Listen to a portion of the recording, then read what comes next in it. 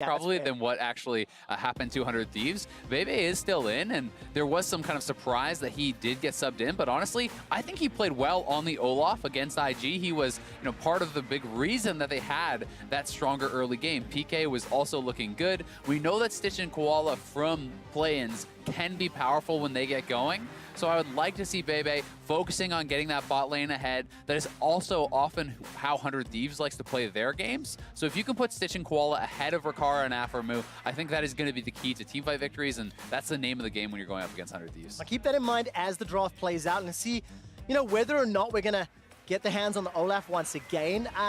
During Phase 1 bans, Varus, Aurelia, Aatrox, Talia. So a lot of the sort of stronger picks with that targeted Varus ban towards Stitch. Still seeing Akali is up and available, but teams trying to decide what direction they're going to go. They're not going for that easy just ban the OPs that we're seeing, and you can see with the Rakan as well. So a slightly different approach for 100 Thieves and GRX so far. Yeah, the Rakan ban is interesting. That to me says that they don't even want to pick Xayah, because oftentimes, you are going to be able to take the Xayah, give away the Rakan, something along those lines. Alistar is banned away. Urgot available. I think that should probably be the first pick here for 100 Thieves. That should give priority to Someday up in the top lane. He was the best North American top laner, first team all NALCS in the summer split.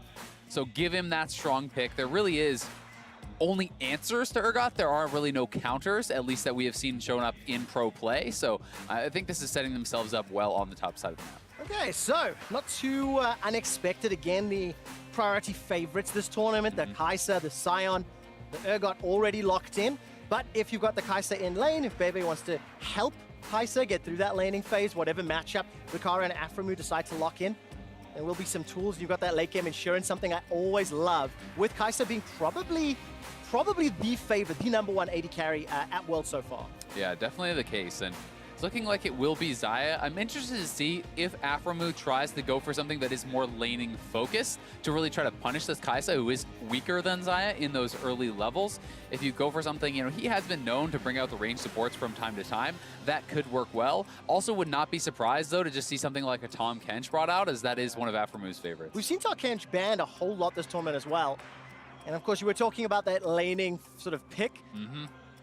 I wonder how far down the rabbit hole you have to go before Aphromoo considers a Bard. I'm saying considers, but it's going to be Thresh today. And over on the other side, just a brief hover, and it is in fact locked in the Nautilus. So Kai'Sa Nautilus into the Xayah Thresh, both bot lanes secured already, and we're into phase 2. Yeah, and this is interesting. I mean, Tahm Kench was available. This is kind of the more aggressive answer into the Thresh. One of the matchups that makes it really nice is basically Thresh has a pretty big delay on the actual Q cast. Nautilus is cast out a lot faster, so when the Thresh starts hooking, you can actually hook right back into him and kind of start off that fight on better terms for yourself. There's obviously very good guaranteed engage as well, so you can put up that plasma very easily for the Kai'Sa to have an extra dive buddy. All right, let's see who's going to get the better performance. Nautilus is a champion we've seen a couple of times, but not exactly taking over the world stage. And there's some of these more priority picks. The Ryze is off the table, the Syndra is off the table, so is Akali. So do we potentially look for, sort of the tankier mids? Does Galio raise in priority at all? Is it too much to consider? We'll find out in a moment or two as 100 Thieves will close out the ban. So, GRX, what do they lock in now, either as a flex or a blind? I think you're going to save your mid lane pick for last, so I think they're looking at jungle here. Options like a Gragas, Olaf is even still available, I do believe. Those are the ones that are really looking like priority for me. You can look for something more aggressive if you want to do more of a dive composition along the lines of a Nocturne, so certainly are still a lot of options, but I think it makes the most sense to leave Candy's pick for last year. You also do have to take in consideration when you're playing against this Thresh, having more frontliners can be very powerful. More people to kind of absorb that hook, but it looks like they are going with the diving, more aggressive option. Oh, I really like that. Nocturne plus Kai'Sa. Very good synergy. Actually, you know what? If you add that with a Sion and Nautilus, it's just a death ball. If at any point 100 Thieves are out of position, GRX can just decide to go in any time. And also, it leans into this strategy you were talking about, Azael. Nocturne great at ganking and putting pressure on that bottom lane. It definitely is. And Nautilus has incredible gank assist. It's basically guaranteed to actually apply that plasma. You have a root with your passive, you have the hook, you have the slow on your E, as well as the guaranteed knockup from your ultimate. So a lot of ways to apply that plasma. Once that is applied, Nocturne ults in, Kai'Sa can follow, and certainly there is some powerful dive there. Blind LeBlanc is going to be the answer here for Ryu, and Candy is certainly not Caps. I am not expecting him to get dominated in this game. 100 Thieves going with a very aggressive early game jungle. Xin, I think, makes a lot of sense when you have 3 lanes that are very aggressive. You have the Thresh in the bot lane, so very good gank assist there. Urgot should have priority on the top side against this Scion. So you take Xin Zhao, really strong early game matchup against that Nocturne, and also powerful ganking, and they're gonna look to play aggressive. This does seem to be 100 Thieves trying to up the tempo a bit, which is something that they haven't really been known for. Well, let's see if they can actually execute it. Of course, a lot of criticism thrown towards 100 Thieves based on their Game 1 performance. But now that we have seen Invictus take down Fnatic, we can, temper that a little bit. Yeah. Invictus definitely showing up. So this is the real test in my eyes. How well does 100 Thieves perform against GRX? In actual fact, all 3 of our games today as well is East meets West. Yeah. We've got LCK, LPL, and LMS all taking on one another. But early game, it's up to 100 Thieves. GRX, what direction do they go? I really like their team They go fight. dive, they go I love forward. their team fight comp if they can get to that mid game. But obviously they just don't want to concede too much too early against these early picks. Definitely. I mean, I think the Lissandra is a nice pick into the LeBlanc. There is possibility of, ganking that lane, but mostly I think Nocturne is going to try to farm to 6, is going to try to cover lanes for potential counter ganks and not be being as proactive himself. The Lissandra, when LeBlanc distorts forward, if you can hit that ultimate onto her, it is so devastating. There's so much point and click CC and targeting for that LeBlanc, which makes it very difficult to navigate the fights. For Ryu, he's going to have to play that very well, but certainly 100 Thieves has priority in the early game. They should be able to win 2v2s and 3v3s with their jungle matchup. So I want to see them get proactive. You don't want them resting on their laurels, giving time for the Kaisa to get going, giving time for this Nocturne to hit 6. And of course, both of these teams lost their opening match in the group stage here at Worlds 2018 0-1. One of them will be able to pick up a win and in fact equalize the scoreline with Fnatic at 1-1 before they round out the first stage of this round robin. Is North America's 100 Thieves taking on the LMS's GRX. And these are 2 teams that actually have a lot of fans on social and around the world talking about specific players. It's Rukara for 100 Thieves, it's Bebe for GRX, and then we've had discussions as well around how these players are going to be performing. And this is now an opportunity to reframe the discussion, to reframe how your fans and your league and your supporters are discussing the team and the play. Yeah. And that's definitely where my eyes are going to be focusing. This Nocturne and this Zion, how they're going to show up. I mean, there really is so much pressure on Rukara as an individual. This is a Challenger League player who did come up and join 100 Thieves, but they played with Cody-san for basically the entire year. They swapped over to Rukara. They've kind of talked about the flexibility that Rukara does give them and how they allocate their resources in the later stages. When you have, a superstar like Someday, perhaps you want to allow him to get more of that farm, have more of an ability to carry the game, and thus maybe you want your marksman to be more of that kind of utility guy who's covering mid lane. And Cody-san was very much a player who was getting all the farm. They were playing around him. It was about the hyper carries. So it's a bit of a different look, and we'll see how they can make it work. Yeah, definitely want to keep my eyes. And then also Ryu, he's got this LeBlanc running pretty aggressive, got that Ignite as well. And I like the fact that with the Nocturne Lissandra Kaisa, if Ryu can get into a position where he can keep threatening the insta-give, can keep threatening the kill, there's a lot of tools and a lot of ways you can unlock the 100 Thieves team composition based around that single champion and that single pick. There certainly are, but I also look at this LeBlanc and I'm thinking, how many of these guys are really good targets for you, right? Yeah. It is mostly going to be him trying to get to the Kaisa in the team fights, and when there's a Scion and, the point and click CC here from that Nautilus as well as Lissandra, that's very scary, but we do have Xin moving down. He should have been spotted on the ward that was further up here in the river, so they do back off very intelligently, and you could see that Stitch and Koala were trying to kind of walk that line to make him waste his time and move down towards that. All right, so Anda gonna get that Scuttle Crab on the bottom half of the map as Bebe makes his way towards the top. I think he's already secured that Scuttle, if I'm looking at the mini-map correctly. Thank you, observers. Yeah, and I think he was considering looking down towards the blue, perhaps. No, actually, the Scuttle showing is still up. Yeah, so that was just a ward there. Thank you. And as Anda was actually moving up to the top side, he is going to back off, and he's actually just going to do an early base. So this is actually kind of weird from Bebe. He just does 2 camps and then is going to head back to base.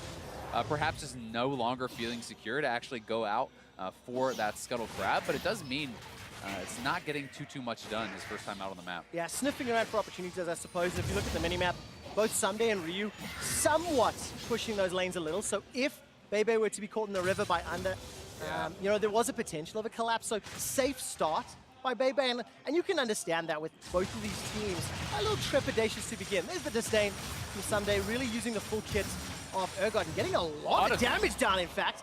A lot of 100 HP, but under the tower, you don't want to dive that yet. Yeah, and he doesn't have his spellbook swap to ignite available yet. Anda coming up, though, and this is not warded out. They could actually go for this dive if Someday were to start it out. Now it's been spotted by the Ghost Portal. We'll see if they commit. There's the disdain, going to run into a minion instead, and PK is able to walk away with his life just at the right time. Yeah, I think that was a little bit of a mind game. Someday was hoping that PK would expect the E flash and flash himself. I don't think he ever actually intended to commit to it. At the very least, they get out the teleport before PK had a strong buy, and they do zone him off some of those minions. So the farm advantage certainly heavily in the favor of Someday. And even the buy from Bebe was speaking to how worried he was about running into Anda. I mean, his first buy was just 2 pinks. All right, well, this is a good start for 100 Thieves. Someday with a confident move to begin. Admittedly, it's 4 minutes in, so I'm getting a little excited, a little ahead of myself as Ale. And Koala again moving forward. So Bebe moved in, stole away the red buff. Of course, waiting for Nocturne to really unlock Paranoia before he really becomes instrumental in those ganks. And GRX just pushing this bottom wave. Yeah, they are just pushing this up, and I mean, they're going to be pretty happy about how this is going, having the wave control on the bottom side. They felt comfortable to actually get these deep wards once they knew Xin was on the top side, so I think that was pretty smart. Take away the Raptor camp, drop a pink there. There's 2 of those vision wards as well down on that side of the map, and honestly, they do have to play fairly safe now, though, because you see this deep ward that has been placed by Aphromu. There's no TP on Sion, and if they were to actually commit, then Someday can hit a TP flank, and this could get turned around on them. So really 4-stitching Koala. They should not be doing anything other than pushing and then backing off. Don't expose themselves to any risk, especially when you consider Under at level 2 showed his face. Maybe sniffing around for an opportunity. It was optimistic, of course, but wasn't too bad. We've not looked a whole lot at the CS in that bottom lane. It's bang on even, 39-36. It's only the top lane where there's a little bit of a disparity thanks to that early trade. And obviously with Bebe waiting in the wings, if Someday decides to go aggressive again, then Bebe can very easily come in behind this wave that is pushing towards GRX's side of the map. Yeah, it's certainly possible, but I don't expect them to even try it until Nocturne is 6, because if Xin is there and you are a pre-6 Nocturne and you commit to that, you are going to lose that 2v2 very heavily. So, you know, it would be quite a risky move, and the way that GRX is playing is so risk-averse, I don't think they have really much intention of going for it. You can see, though, they're expecting that Xin is over on the scuttle as it's spawned. It's pinged out. They didn't have vision on that, but that is just Bebe saying, this is where he's going to be. Yeah. And you can see that Ryu was playing to that side of the map, so that even tips the hand a little bit more towards that. So GRX just want to play it safe, want to play it calm, wait to get their items, wait to get their levels. So what level do you say you have to start? You know, whenever you see a Nocturne, I always go, right, I'll give them 1 or 2. I think by 7 or 8, if you haven't done something, then I get panicky. But, you know, is that fair? Am I giving them too much leeway? So, I mean, I think that it is fair, especially with this composition. Generally, you know, the ideal Nocturne game is you hit 6, you ult, you get a kill, back to farming. Your ult comes up, you press your ult, you get a kill, right? Like, that's what you're looking for. But in these compositions, I really do think that it's much easier to execute the GRX comp in the later stages. So they may be looking at this like and saying, you know what, Nocturne ult is going to be as a response to ganks, not necessarily proactive unless we think it's guaranteed. You know, there's nothing that says you must get something done early. I feel like that's more on the side of 100 Thieves in this game. You know, I think Thresh in teamfights is very hard to play if you do not have vision, if you're not getting picks on one of the squishy members. You know, it's unlikely you're going to get a hook on the Kaisa or someone that's really, really relevant. Yeah, and of course, talking about that Nocturne and that Thresh, Bebe's played it once this summer, lost with Aphromu, once similar. And there's Ryu jumping onto Anda. The chains didn't really do enough. Candy's able to get away with that Glacial Path. And pretty easy, no summoner spells blown there at all. So good escape from Candy. Yeah, that was actually really well timed. It's a small thing, but he spends out his claw just as the root is going to expire. He can actually take it, and nice harass down on the Koala, but buffered the hook there. Really well done to pull himself out of danger. Here comes Anda, doesn't have access to the ultimate yet. If Koala steps too close to the Tribush, he is in some trouble. All right, 3 talent strike has been prime. Teleport coming down, and Aphromu's death sentence doesn't find a target. Anda continues to chase. The Dredge line pulls him in. First blood to Rikara. Yeah, so nice there from 100 Thieves. They know there's not even a heal available because it is a TP Kaisa. They use that teleport advantage to great effect. First blood onto the AD, and they are onto this turret. This could potentially just be first turret straight up. Yeah, definitely going to go down with this minion wave. If not, then the very next one. And Azel's exactly as you mentioned. Pressure on 100 Thieves to make the first move. They pull it off with the Someday teleport in that teleport advantage from the trade several minutes ago. You know, it's a snowball effect, and he has a replay. Yeah, and here it is one more time. Flash Hook is responded to, but you see how Onda is waiting back, expecting that Stitch will have to flash away. That is really good communication and play between Afromu and Anda there. Afro is essentially saying, if you don't flash, you're hooked. If you do, you're into my Zin and you're dead anyway. Yeah, exactly. So well played. 1,000 gold advantage, tower first blood, actual first blood, and that allows Rikara to pick up his Berserker's Greaves as well as the BF Sword. I'm taking a look at lane assignments for now. Rikara still, well, he was hinting towards bot lane, but traditionally when that tower falls, you consider swapping pretty early on, and that looks to be the case. Yeah, I do think we'll see them probably head up towards top side. You know, LeBlanc is still sitting there. You can send your Urgot bottom. Sometimes the teams will try to do Rift Herald Ben swap, but it's so early in the game. I think you should just send Someday down to that bottom side for now. Yeah, of course. I really like that little drop down we saw. World's average for level 6 Nocturne around 710. Bebe got his 825. It's interesting when you look at the context of all the games, you see the impact of the different champions, and you know, it's still a fairly small sample size, all things considered, especially we haven't seen a whole lot of Nocturne. Yeah, and it's not surprising to know he's behind the average just because of how you watched him play the game, right? Did 2 camps and then based, lost 2 pink wards. That is saying, I don't want to die to this Sin. Yeah. I want to stay away from this Sin. And he has done that to his credit. He is at that level 7 mark now, so we'll be able to look for opportunities, or at the very least, as I said, counter ganks, right? Like, he's sitting back by this turret. Rikara has no flash, so if he steps too far forward, hey, maybe you go for it. Yeah, exactly. Punish the positioning if possible. Bebe got that paranoia, and of course, if Koala can get some of that CC from the kit down, of which there is plenty, so easy for Stitch and Bebe just to get all the damage down, especially now the Killer Instinct is there as well. But 100 Thieves are respecting the potential engage. They are backing away. I'm waiting for Death Touch. I'm waiting for level 6 Nautilus, because that feels like it will be the go button, and there it is. But unfortunately, Rikara and Afromu, they're safe. They've fallen back. Obviously now Bebe spotted out by the ward, so this is a really good opening 10 minutes for 100 Thieves. Yeah, they're playing it intelligently, right? Anda's on the bottom side of the map, so you shouldn't be posturing aggressively. You need to see Afromu playing behind his AD, which is what he was doing. You know, if you posture aggressively, well, there's no opportunity to Lantern. Then they go for it. So knowing Zin's on the bottom side, they do not look for that, but Zin is around mid lane now and could potentially respond to any plays, but GRX want to do this on the top side. Nocturne and Lissandra are there. All right, so the response from 100 Thieves is to try the flank. As 4 members from North America flanking, Candy's already used that glacial path to escape. Distortion forward from Ryu. I'm looking for CC Afromu. Swing and a miss. Doesn't find GRX. Yeah, nice sidestep there by Candy. They even moved Someday up, so they were expecting that GRX would commit to that, but I think because Someday had made the rotation, they say, no, let's back off, allow PK to push this out, then we'll have priority on the bottom side of the map. And as Someday does walk back down to that bottom side, he doesn't have his TP available, PK does. They should now have priority on the top side, and here is the teleport to try to make good on that. All right, the recall is just about to finish there from Anda. Teleport was cancelled, in fact. Ooh. And we get a quick glimpse, so deciding against it, bailing out for whatever reason. Yeah. And that's again PK, summon a spell disadvantage, just not getting anything from it. Yeah, that is a disappointing one to be sure for them. The one thing that may work in their favor is I'm not sure if 100 Thieves would have noticed that. You know, they don't have vision in that area. So if someone was looking at that place on the map, you can see the TP animation, but no one was right there. Maybe they don't even know that they have that summoner disadvantage. So we will see if 100 Thieves plays with respect to it. And, you know, that is a small thing. Still very disappointing for GRX to see that TP go to waste, as, you know, we saw how much 100 Thieves got out of theirs. And it gives you questions, because we don't know why. We don't know the reasoning. And it's all up to speculation. Of course, PK, he's finished up that Righteous Glory. First item spikes are starting to come in. Proto Belt for Candy. Warrior Enchant just picked up by Bebe. So, you know, we're hitting that point in the game where some skirmishes and some team fights start to appear. And for GRX, still no real, you know, proactive strong plays yet. Teleport to the top lane.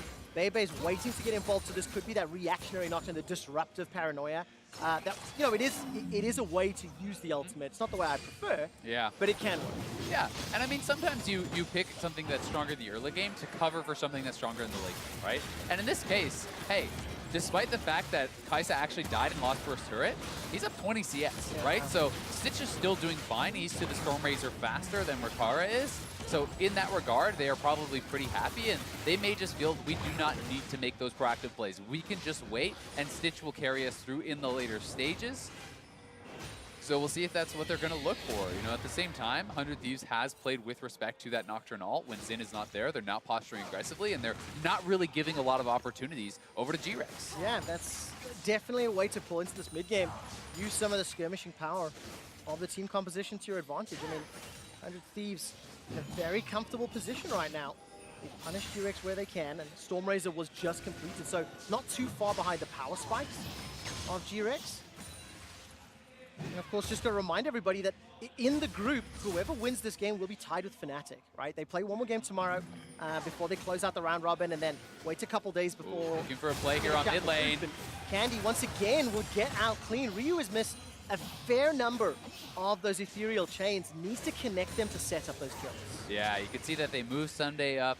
Sunday has been trying to use his lane priority pretty well, and to his credit, he has been roaming around the map. He pushes the wave, and then he looks to try to make something happen, and you really do like to see that. Whether it pans out or not, it makes the GRX players play with more respect, and not going to take that hook, as it did land on the Nautilus. I was about to jump, Azael. I'm waiting to see if 100 Thieves felt the urge to engage, but they didn't, and a large number of members between 100 Thieves and GRX in the mid lane.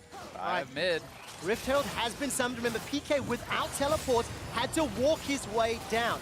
The boop connects onto the mid tower. There's enough minions to allow an engage.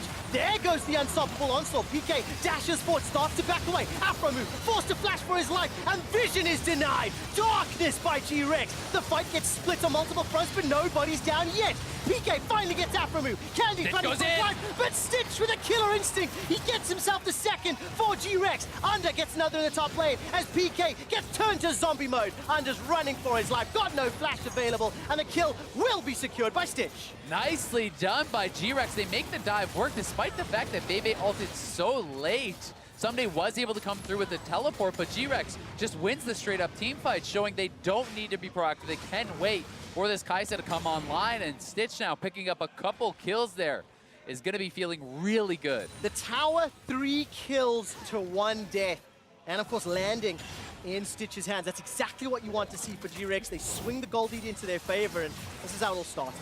I would have liked to see the Nocturne ult a lot earlier, because if you Nocturne ult first, the Urgot couldn't have even TP'd in, and you may have been able to dominate it even harder. But just now it does come out. He does dive further in onto the LeBlanc, and on the side, you can just see that Stitch has stayed safe for so long, and then now that the cooldowns are down, he uses the killer instinct. He dives forward onto Rikara. Rikara has to flee, and Anda is separated from the team, does trade over 1 kill. But again, this is heavily in the favor of GRX, who has more of that scaling marksman, who has, I think, the advantage in that later game stage.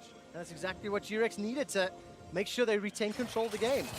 I absolutely love being overly dramatic on the first use of important ultimates. You know, like a Shen Stand United or a Paranoia from Nocturne. Dictates the entire game. It does. In my brain, it does, because it colors every future move. And for Bebe, 10 out of 10. 10 out of 10, so you're telling me they already won. Well, I think they have the tools. I mean, that team fight was very, very good. But it's how they wield them. You can have the ability to win. Yeah. You have to show that you have the sword, but you have to swing it. There we go. That's the way I like to think about it. All right. But taking a look at the mid lane now, 100 Thieves there, definitely going here out of this game. Aphromu throws out the death sentence. By the way, Ryu sitting with that Luden's Echo. He's sitting in base for now, waiting to see what direction he goes. Yeah, and I think one of the things for 100 Thieves that's going to be so important is if they can actually get vision control over an area, Thresh and LeBlanc are so much stronger from darkness, right? If you do not know where these guys are, and you can hit a hook on a carry, you can chunk someone out coming from behind as a LeBlanc. That is so ridiculously impactful, and that is why GRX is going to want to move around with all these meatballs, put up the Nautilus in front, put up the Scion in front, get vision. And 100 Thieves has to fight against that and try to deny it. And also, I don't want to see 100 Thieves and GRX, remember first, I don't want to see 100 Thieves go into GRX in a 5-on-5. I prefer the Death Ball synergy that the GRX comp has. And for 100 Thieves, much prefer 2v2s, 3v3s with the Xin Zhao, the LeBlanc, the Urgot, where they can really utilize the champion's full kit. So every time I look at the minimap, I'm looking at the vision, I'm looking at lane assignments, and Someday continues to impress. He's pushing up to that bottom inner turret. He's going to start pulling some pressure. And yes, 100 Thieves lost one tower, but what can they take in return? Pressure on mid, pressure on bottom, pressure on PK as well. He's got no flash to his name. Sunday's going to continue chase forward. There's the fear beyond death, turns him into zombie mode. Paranoia by Bebe. He's jumped onto Ryu. Ryu manages to find the lantern to safety. And 100 Thieves, they don't get a tower yet. Only the kill, and I think that's still an advantage to GRX.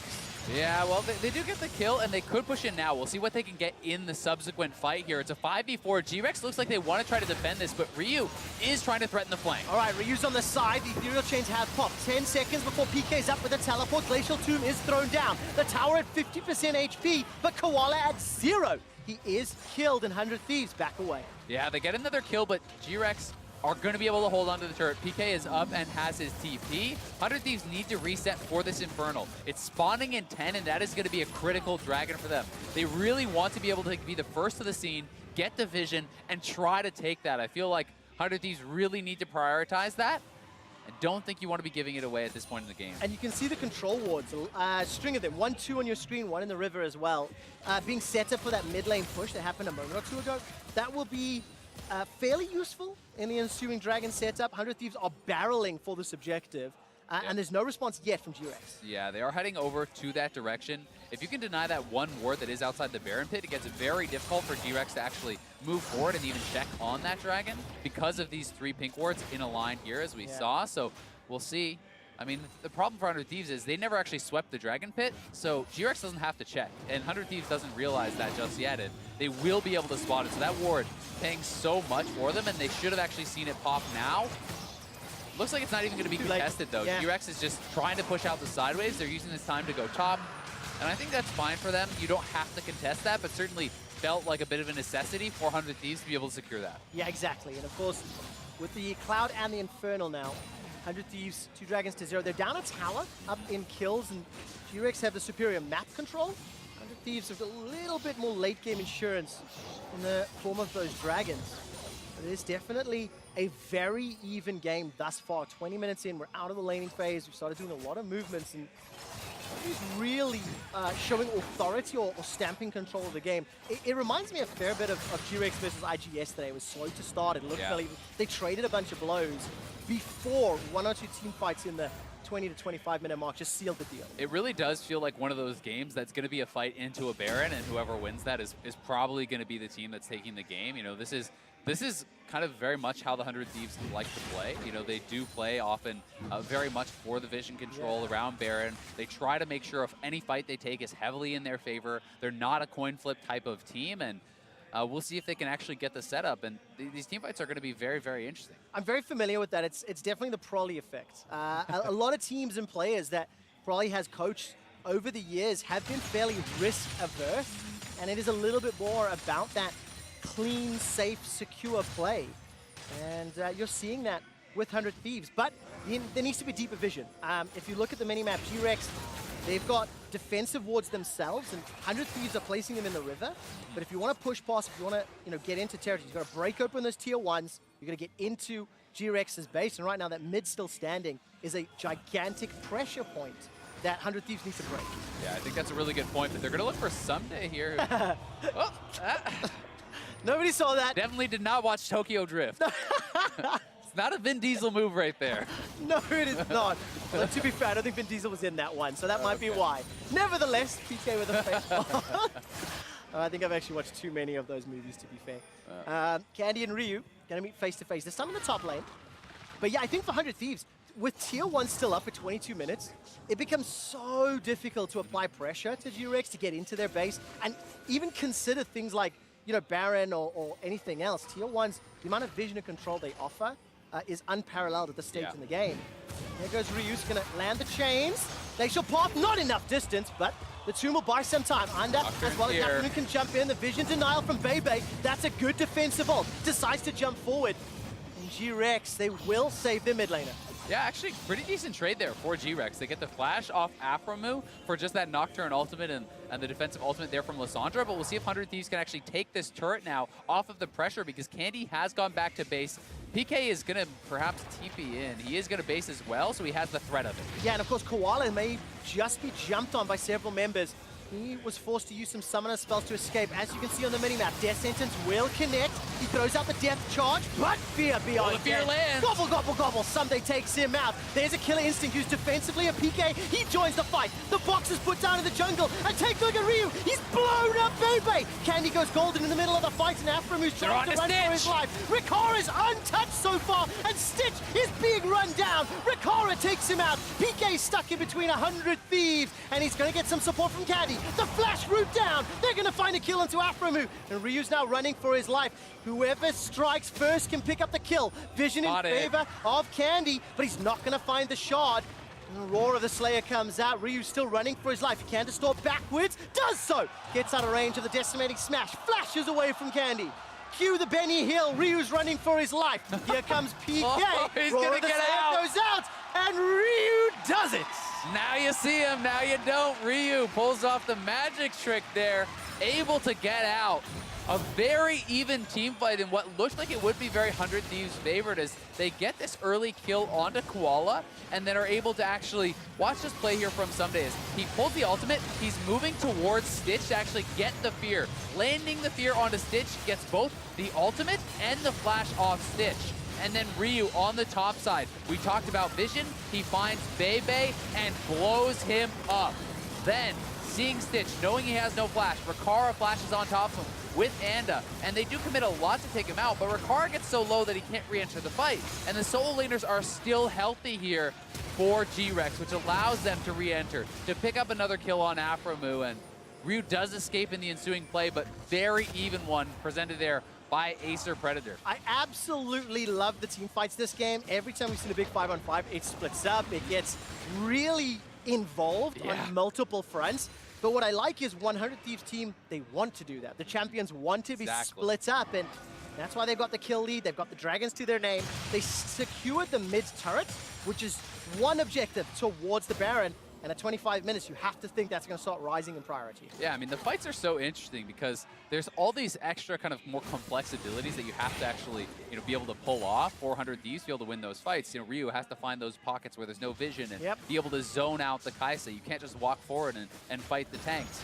And if you can actually keep Kaisa in the backline, not diving in, then hey, Xin Zhao ultimate becomes very effective as well. You can actually use that as a somewhat suited defensive ability, protecting some of your carries, protecting your other front line. And 100 Thieves have got to really walk that line. And of course, for 100 Thieves, the added pressure of the social media and everybody looking at them saying, what can you do? How will you perform?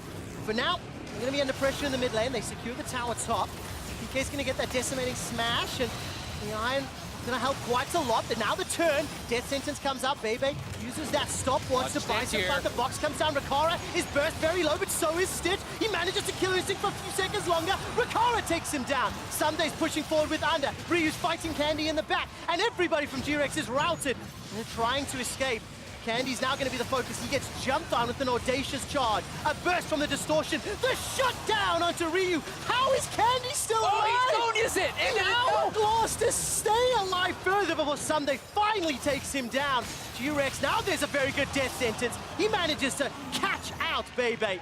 And GRX, they survived way longer than they should have. Yeah, 100 Thieves are going to go to Baron. The pings are onto it. They got the kill onto Bebe, which was the critical one. And Someday was incredible in that fight for the 100 Thieves. They are now onto the Baron. TP coming in from PK. GRX want to fight it. Okay, PK will be there.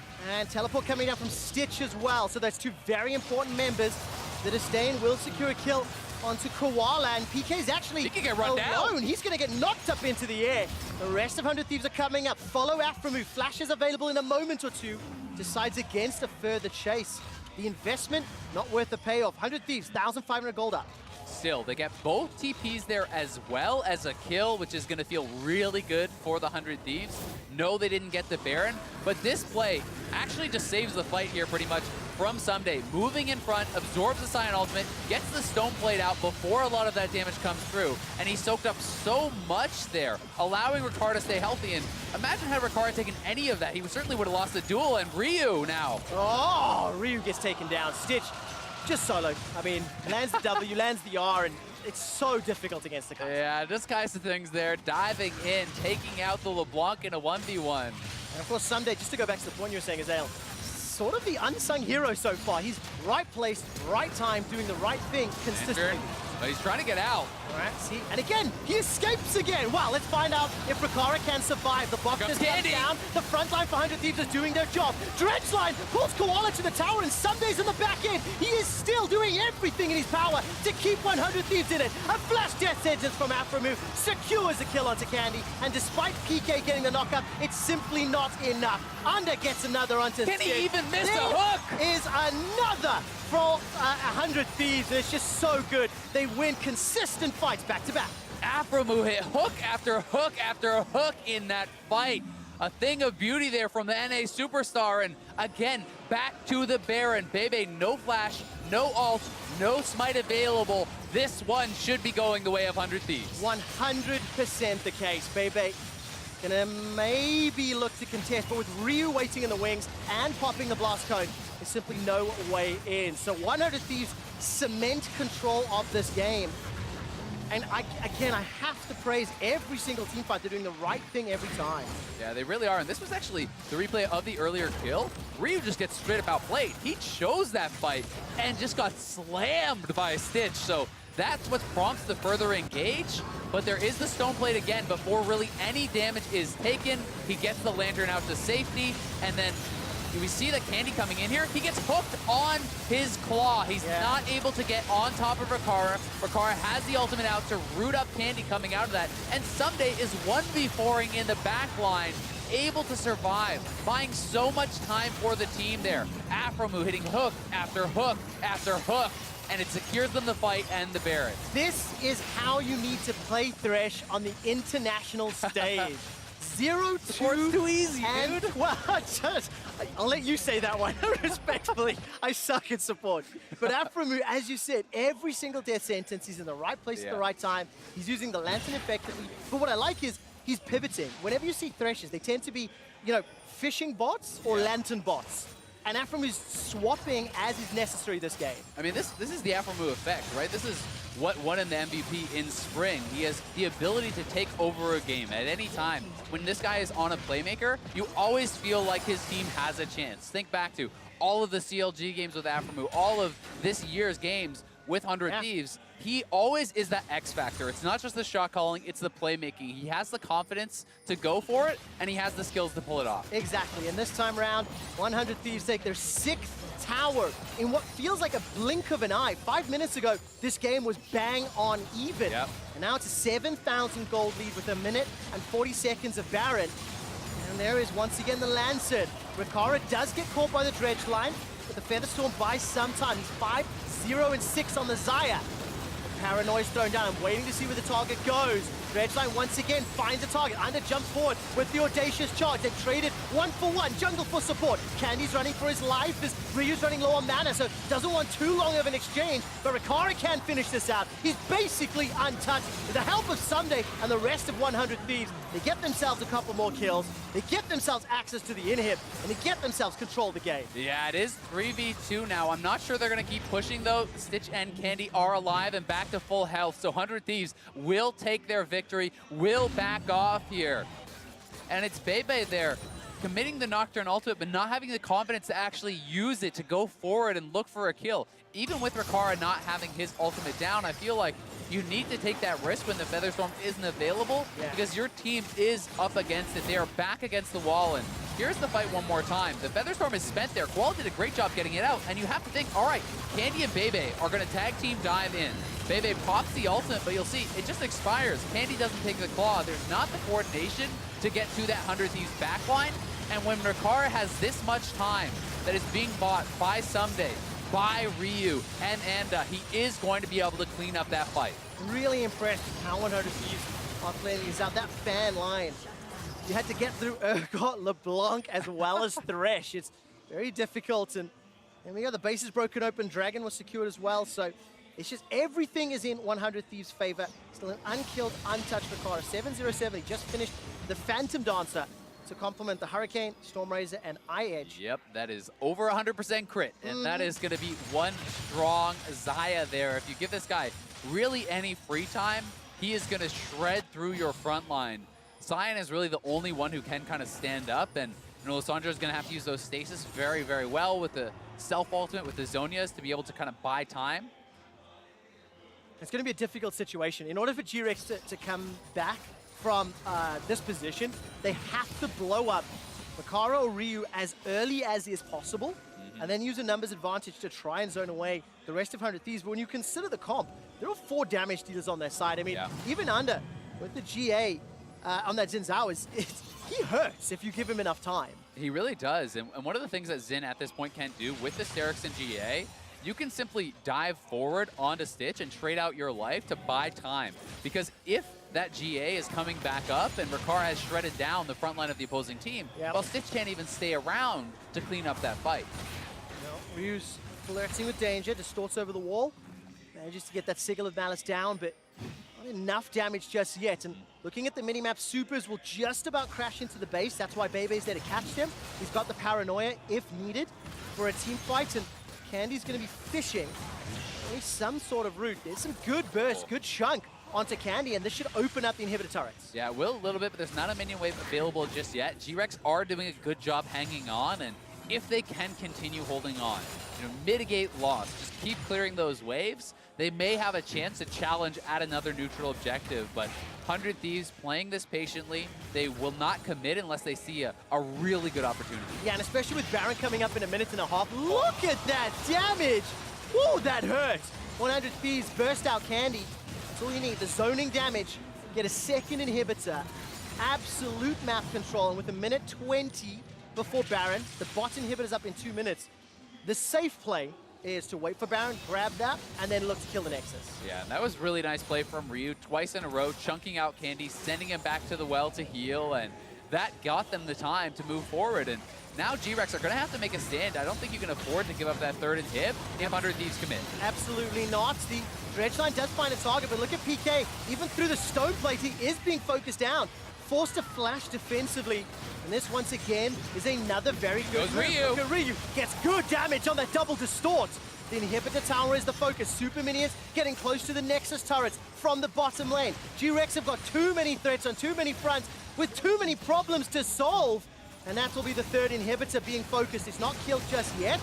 Defensive flash from Under, audaciously charging forward, and then instantly backing out with the Lantern, but the inhibitor stands. Yeah, I think it's time to retreat. You want to be able to reset before the Baron does come up. That is 24 seconds until that happens, and GRX do barely hold on to their base. 1 inhibitor remaining, but there's going to be pressure in top and bot with that Baron alive. 100 Thieves know there's not a lot of vision on the map from GRX because they've been pinned in their base for so long, and Aphromoo already over there sweeping out the pit, making sure that they are going to have control in that area. Yeah, especially if you look at the vision in the top quadrant. A couple of control wards deep. Going to place a few more wards before they start this Baron, I'm sure. And wait for the minions to crash. I mean, bottom inhibitor will respawn fairly soon. And if you look at the waves, it will take a little bit of time before they're threatening the base. But 100 Thieves have got absolute control, so they don't need to rush this. They want to pick up their first win of the group stage, tie the record with Fnatic, and pick up that much-needed W when you start looking towards the second half of the round robin. Yeah, and also just starting to build that confidence. And you can see that the focus on vision here. 3 pink wards for Anda. We just saw 1 drop by Aphromoo. Ryu has 1 as well, and they're trying to cover this area, trying to clear out as much vision as possible to give Ryu and Aphromoo in particular some room to play with those hooks, with those picks that they're going to be looking for. Yeah, good response here. Redline once again will be the opener, but Someday has not taken any damage. And yes, the stone plate is used. I'm looking for some sort of follow-up. Where are the hooks? Death sentence or the chain. If one of them connects, somebody will die. PK goes all the way forward and then starts to run away. No flash available to him. Dredgeline will catch. The fear on 4! Manages to find it. PK's down. Look at GRX's HP bars. They're nowhere to be seen. The burst damage is immense. Stitch jumps onto the back line, but it is simply too little. It is simply too late, and 100 Thieves turn towards the bait. It was some day's fight. He finds the ultimate, hits them all with the fear, and they are going to find their first win at Worlds. 100 Thieves with a fantastic close to the game. They take down the Nexus turrets after acing GRX. 100 Thieves pick up their first win at Worlds and another win for North America. That's a big one for 100 Thieves. This is a team they needed to beat to be able to have a chance at getting out of groups, to build that confidence, and honestly, to shut up some of the doubters, to show that they can perform on the international level. A good game here against GRX. Completely agree. And I really, really want to resonate on that point. It's one game analysis is not fair to anybody. We need to see the whole group stage. There's 48 games played by the end of today. We're only going to have 18 of them wrapped up. 100 Thieves, very clean victory. We've got our analysts ready to break down how 100 Thieves picked up their win. So Dash, take it away.